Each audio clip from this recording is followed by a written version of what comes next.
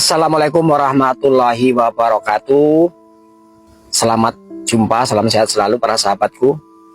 Kali ini saya ingin memberikan sedikit solusi di tengah-tengah ramenya hujatan kepada pemerintah, kritikan kepada Presiden Prabowo yang katanya cuma omon-omon doang.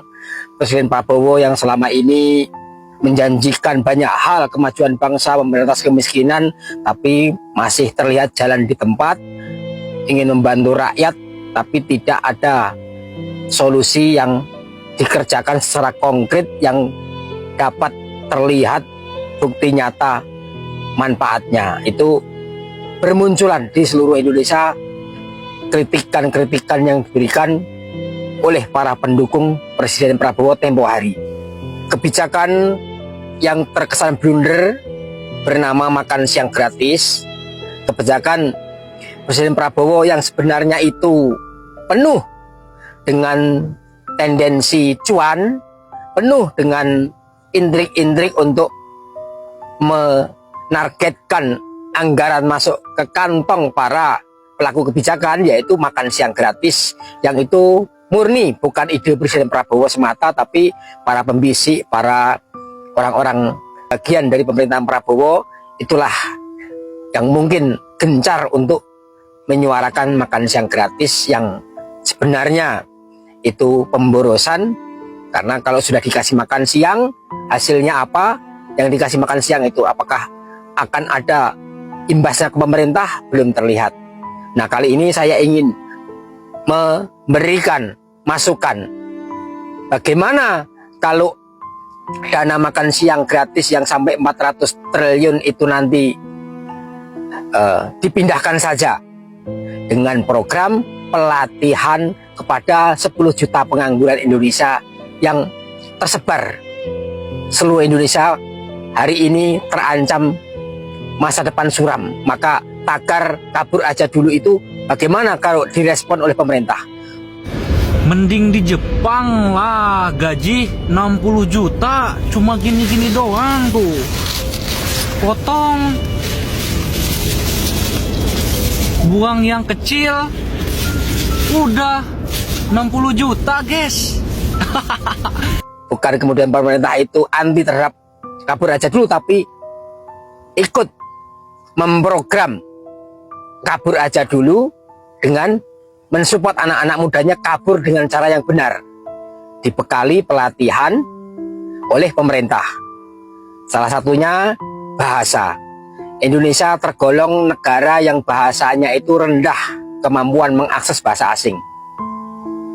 Sehingga kalau anak-anak muda ini ikut pelatihan bahasa minimal, disupport pemerintah selama 6 bulan gratis belajar bahasa asing, apakah Jepang, apakah Inggris, apakah bahasa negara tujuan untuk mencari kerja, itu nanti ketika sudah dibekali pelatihan bahasa oleh pemerintah secara gratis, maka anak muda yang akan kabur aja dulu itu nanti punya kompetensi yang layak jual.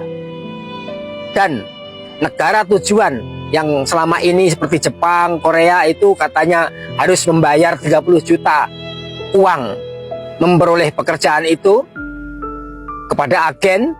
Bagaimana seandainya dialihkan ke negara? Negara siap memberikan layanan gratis kepada pencari kerja ke luar negeri tanpa membayar sepeser pun. Andai kata membayar, ditanggung negara. Bagaimana pemerintahan Prabowo mencoba terobosan semacam ini untuk mengurangi pengangguran? Kalau dicarikan pekerjaan di dalam negeri, terus terang dalam negeri tidak akan mampu membuat terobosan-terobosan guna menyerap tenaga kerja. Pabriknya pada kabur, tidak mau buka pabrik di Indonesia. Investornya lebih tertarik berinvestasi di Vietnam karena lebih murah biayanya, karena tidak ada ormas di sana, karena birokrasinya tidak mata duitan, karena Vietnam low budget. Para pengusaha merasa aman jika investasi di Vietnam. Di Indonesia mereka tidak bisa tidur ketika membuat usaha, membuat pabrik, membuat perusahaan. Pasti pintunya akan diketok-ketok sama ormas. minta dana ini, dana itu, dana keamanan, apapun proposal, terus dibuat oleh ormas A, B, C. Indonesia ormasnya tidak cuma keagamaan, tapi ormas-ormas keamanan banyak sekali. Ini membuat pengusaha takut untuk berinvestasi di Indonesia. Belum lagi pemerintahnya tendang sana, tendang sini, izin sana, izin sini, semua berbelit-belit. Walaupun Presiden Jokowi mengatakan satu pintu pelayanan, realisasi di lapangan hari ini belum membuktikan itu. Terpangkasnya, berbelit-belitnya birokrasi. Maka perizinan begitu berat bagi para pengusaha kalau membuat usaha di Indonesia. Sehingga stok tenaga kerja kita tidak bisa terakomodasi dalam lapangan pekerjaan yang ada. Maka kabur aja dulu, kita ikuti program ini. Pemerintah mensupportnya, diberikan pelatihan selama 6 bulan, minimal bahasa asing, dan pangsa pasar pekerjaan apa yang terserap, yang paling relevan itu nanti akan ngikut. Karena skill anak-anak muda Indonesia tidak begitu jelek dalam hal pekerjaan kasar. Tinggal kondisikan, dilatih beberapa minggu akan nanti dapat dikuasai pekerjaan di negara tujuan. Yang terpenting adalah disediakannya layanan gratis untuk berangkat ke luar negeri. Andai kata ini dibuat, jasa pemerintah sangat besar kepada anak muda. Nanti anak muda itu akan berterima kasih dengan cara mengirimkan hasil kerjanya di luar negeri untuk bibi, paman, bapak, adik yang ada yang nganggur di dalam negeri. Sehingga di dalam negeri bisa makan, bisa dapat uang dari luar negeri, dan juga pemerintah untung. Tidak lagi harus mengeluarkan bansos untuk rakyatnya yang miskin. Pemerintah untung dapat devisa dari para pekerja itu tadi. Dan pekerja ini nanti mereka tidak akan diam. Ketika pemerintah sudah memberikan layanan maksimal kepada mereka, mereka nanti juga akan bisa menarik keluarganya satu persatu yang nganggur di dalam negeri untuk gabung dengan mereka sama-sama kerja di luar negeri. Kalau pemerintah memberikan subsidi satu rumah itu satu orang 30 juta untuk berangkat gratis ke luar negeri, maka satu orang ini tadi akan bisa menarik adiknya, keponakannya, sepupunya untuk ikut ke luar negeri, dan biaya bisa dia yang nanggung karena dia sudah mampu untuk memberikan subsidi kepada keluarganya. Nah, berapa banyak keuntungan yang didapat daripada uang itu diperkosa untuk makan siang gratis, nanti selesai habis uang itu ya selesai sudah. Yang makan merasa mungkin barangkali makanannya nggak enak, negara mungkin sudah merasa mengeluarkan uang triliunan. Nah, kemana nguapnya uang itu? Bisa nyanggut di birokrasi, bisa tersangkut di Pak Lurah, Pak Camat, Pak Bupati. Tersangkut uang itu tidak terdistribusikan dengan merata. Jangan marah kalau dituduh hal-hal seperti itu, karena pengalaman Indonesia tentang korupsi nggak bisa diremehkan. Jadi Indonesia punya keahlian dalam hal korupsi sudah turun-temurun. Jadi kalau andai kata nanti ada tuduhan korupsi, itu bukan mengada-ada, suatu tuduhan yang cukup beralasan dengan pengalaman sebelumnya. Maka kita rekrut anak muda yang siap untuk keluar negeri, diedukasi, dilatih, dan terus disupport sampai bekerja di luar negeri. Dan setelah bekerja tetap dipantau oleh pemerintah, karena banyak kasus terjadi di luar negeri sana yang sudah bekerja disiksa oleh majikan, nggak dibayarkan hak-haknya.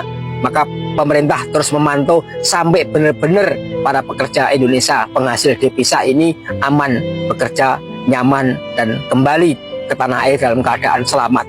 Itu salah satu solusi mengatasi pengangguran. Jangan malu pemerintah merasa kecolongan dengan anak mudanya pada kabur keluar negeri. Ya memang ini kenyataan, tidak perlu malu. Sementara ini solusi terbaik.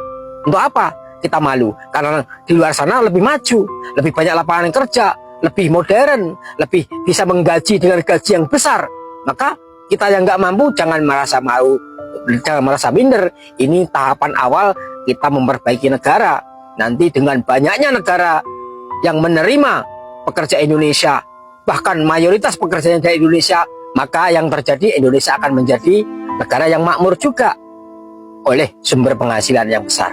Karena kita kaya tenaga kerja, maka itulah kesempatan kita untuk menjadi maju. Kita melimpah sumber tenaga kerja. Kenapa kita mesti repot untuk mencarikan pekerjaan dalam negeri? Mari kita sudahi polemik tentang pengangguran dengan cara kita kirim anak muda sebanyak-banyaknya ke luar negeri untuk bekerja di negara manapun, di sektor apapun, dengan biaya pelatihan dari negara supaya dia punya kompetensi bersaing dengan pekerja-pekerja yang lain dari negara-negara maju yang lainnya. Maka ini lebih konkret daripada makan siang gratis.